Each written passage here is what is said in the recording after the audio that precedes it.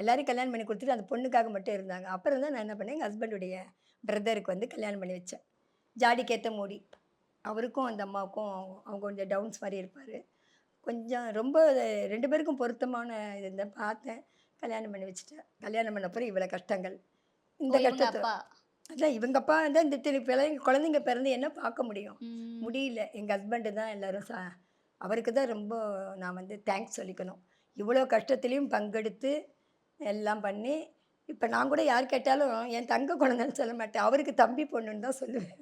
அது மட்டும் சொல்லுவாரு. ஏதாவது பண்ணா தம்பி, பொண்ணுன்னு சொல்லிடு.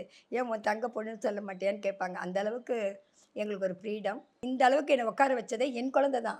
யாருக்குமே வந்து அம்மா, அப்பான்றவங்க அவங்க குடுத்து தான் வளர்த்துவாங்க. ஆனா என்ன பொறுத்தவரைக்கும், நான் ஒரு விவரம் தெரியாத ஆள் தான். ஆனா என்ன வந்து வெளி உலகத்துக்கு அடையாளம் காட்டி, என்னுடைய திறமை என்னன்றத என்ன வெளியில கொண்டுட்டு வந்தது என் குழந்தை தான்.